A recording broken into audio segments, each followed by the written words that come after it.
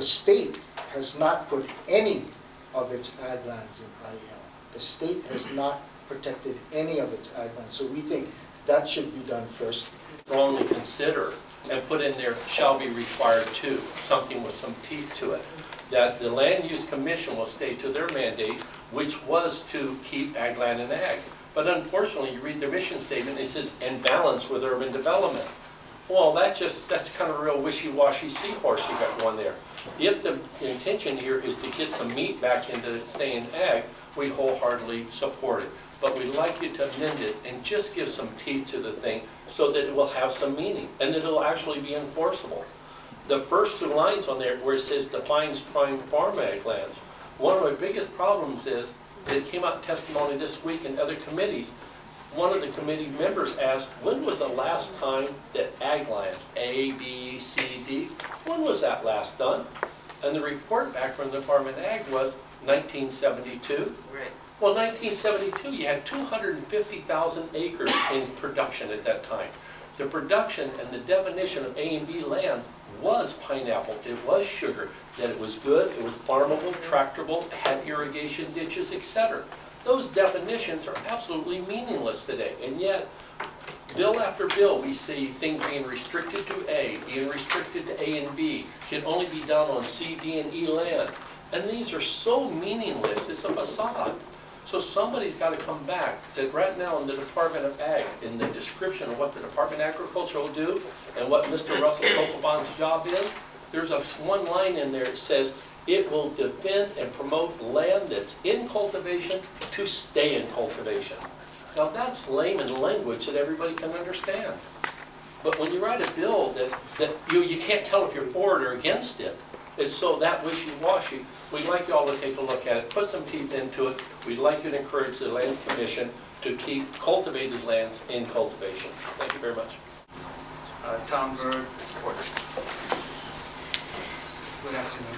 Good afternoon, Chair, Vice Chair, members of your most important committee here. I just want to bring to your attention that just yesterday, Resolution 12-23, Conference Draft 1, I don't have the floor draft before me, it's not available to me at this time, but the floor draft merely has the Laura Thielen, the Agricultural Liaison in the Mayor's Cabinet to identify all important ag lands by April of this year.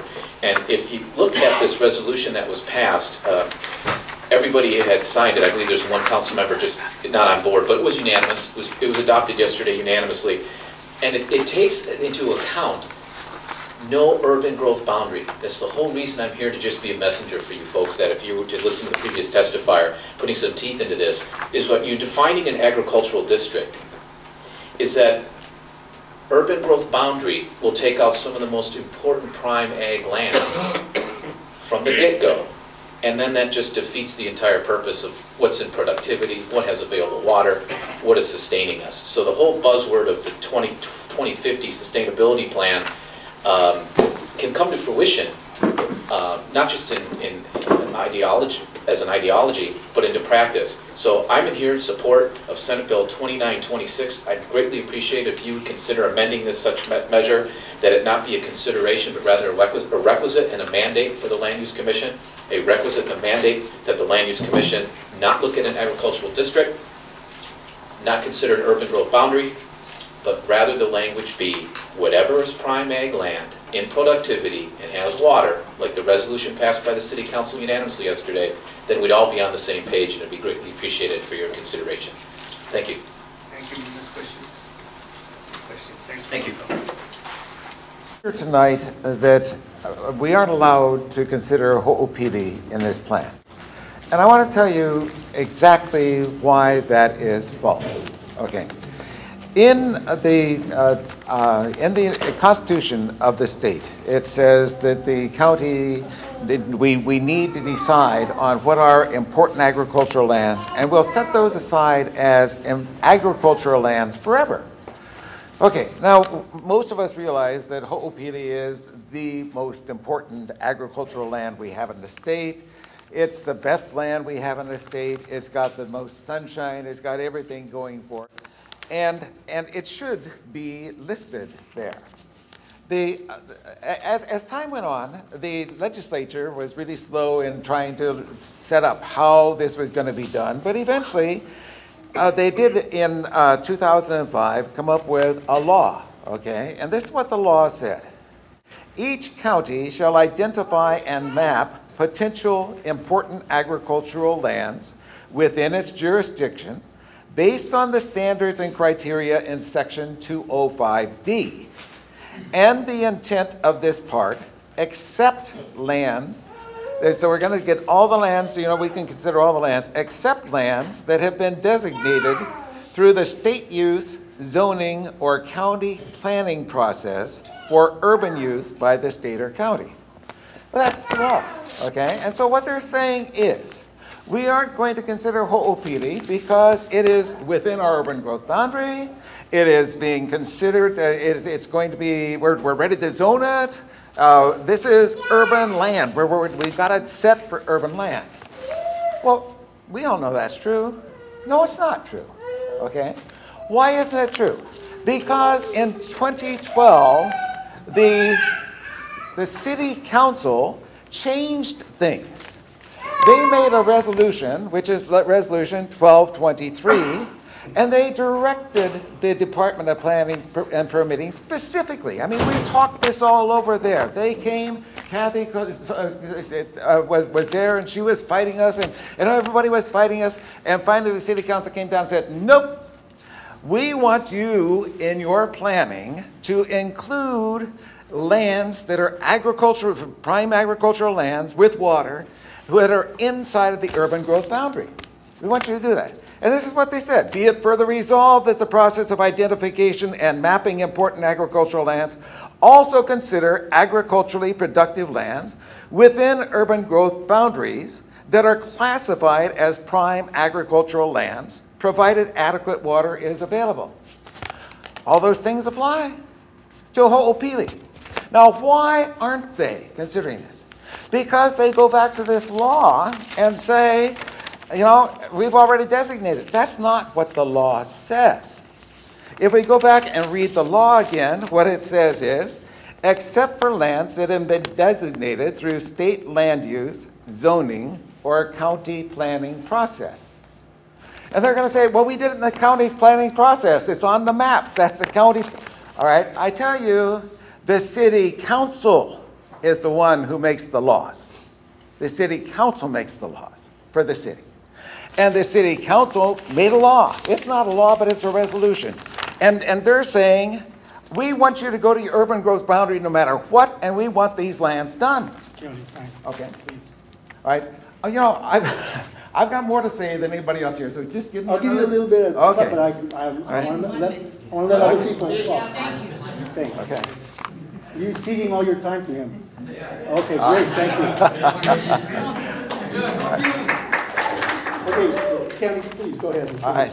So what I'm basically saying then is this. When they made this resolution, they were making the law for, they were making the planning law. They're saying, we want you to include that in this. And that's the planning law for right now. They're the guys who make the law, It's not these guys who make the law, it's the city council that makes the law. And they are absolutely wrong to not include Hoopili in the important agricultural lands process. Okay. I just want that to be really, really clear tonight, okay? When they made this resolution, that became the law. That became the planning. They're the planners. They are the ones who decide this is the plan. And so that became the plan. And they need to do that. I just want to say also that another reason this is so important is it's the lowland farms where there's sunshine. We've got lowland farms all over the island, but not where there's sunshine, okay? This is land that is special land. And in all their criteria you're going to hear tonight, the one criterion they're not using is, we forgot to put in, we need to save lands where there's sunshine. Guys, 50 years from now, when people are starving here because the breadbasket in California is all dried up, we're going to need this land, and we're going to need the sunny lands, and we're going to need those crops that grow there, and they are not given to us. Okay.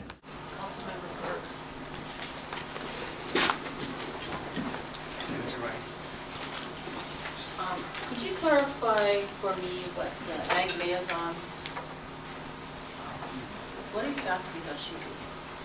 That was passed in 2011. It was introduced by Councilwoman Kobayashi, and the intent and purpose was to place such in the mayor's cabinet to facilitate with neighborhood boards and to provide for pretty much bringing agricultural issues from the task force and other peripheral matters and making a one-stop shop. So in one quick sentence, basically Laura Thielen, who has this position now, her position is to take all those things on the peripheral of these different organizations. You have the Wallah Resource Conservation Development Council, and you got the task force over here, to put them in a one-stop shop so that the mayor's cabinet can go into deliberations as far as what needs to be done and work with the boards, specifically the neighborhood boards throughout the island. Okay, because, so she's not an advisor? You're not relying on her for any expertise? Her first report came out last month, and it was very in-depth and very impressive, and now she's been tasked to do this identification, and the council further gave her this task to say that the urban growth boundaries should not be of party, and you should just look at water, productivity, and prime ag lands, which is A and B classification, and tell us where those lands are, map it for us. So now she has that task. Exactly. Yeah. But she has no authority over state lands, correct? I would agree with you. Yes. So we're looking at city and county land, or rather farmland, that's zoned ag 1 and ag 2, basically what is in production, what has water, and then take that and give a map and provide that report to the city council by April of this year. What is the contribution weight of the comment from neighborhood boards? I've seen that Ms. Thielen has engaged with, I believe, 2 neighborhood boards and given them reports, and I think she's going month to month and day by day, week by week, and providing this input. She's engaged with 2 neighborhood boards? And I think at this time I'm aware of her going to 2 neighborhood boards. Yeah, I've been to both of them. They're out, well, I know she was out on the west side of the Wallah.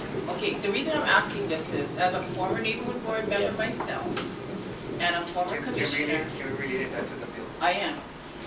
My point is, they don't really represent the entirety of the community. Some boards don't even have ag property, ag lands in their areas. So I'm trying to understand why, if her job is just mapping, then that's one thing. But if she's going to influence policy making as far as where we should have more ag land, where we shouldn't have ag land on a lot, I don't see how that's possible when most of the ag land probably is privately owned. I believe the intent is to look at that, and whether it's private or whoever has jurisdiction over the property, is that her task is to take the island, the city and county of Honolulu, take this county and say, this is where it's currently classified A or B in productivity and has water. And that was the task that the council passed unanimously yesterday and adopted, was this task to say, just come back to us by April. In concurrence, Ms. Thielen had said she can do this task, and we're waiting for her findings.